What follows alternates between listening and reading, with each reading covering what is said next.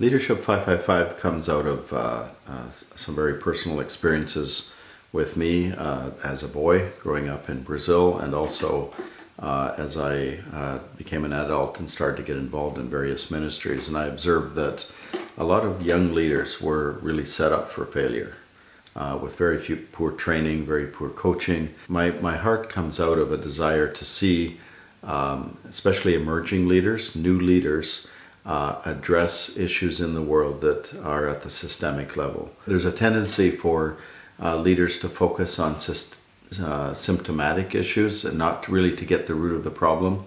And third then is the sustainability, the disconnect, what I call a supply chain problem, the disconnect with the resources of the world. The church is a rich place full of resources, and yet rarely do those resources get to the leaders that need them the most, at the tip of the arrow, where they're making a real difference in the world. It's human nature to be motivated by the things that we see. So we tend to respond to what we can observe. And most of the efforts of Christian outreach and mission strategies tend to focus on that, because that's easier to describe, it's easier to motivate people around it, and to be honest, it's easier to get funding for it. And funding tends to drive most strategy, unfortunately, because what we really need to do is understand a problem to the point where we really can understand the problem behind the problem. What is the problem behind the problem? If we can identify the problem behind the problem, what I call the invisible problem, we can then design strategies that actually deal with that.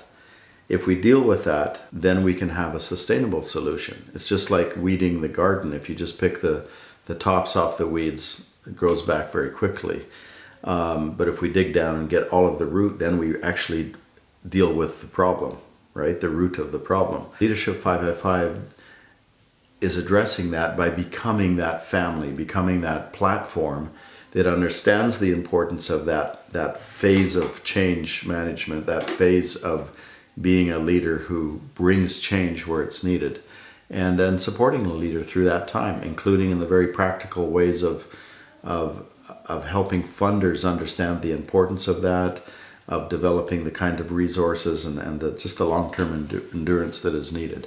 Our ultimate dream for Leadership 555 is that we become an instrument in God's hand to create a new platform globally that mobilizes the church in every way, that mobilizes the workers, that mobilizes the strategists and the resources and the funding, and enables the rich, vast resources of the church to be organized in a way that we can get it to the front line of what God wants to do. If I'm investing my money in ministry, I want to, just like any investor, I want to put it where it's going to multiply the most. And I can't think of a better place anywhere in the world than to invest it in younger, emerging, catalytic leaders, the type that reproduce themselves, the type that focus on the real issue, the problem behind the problem, the kind of people that are coached and supported, so there's that safety and accountability in place.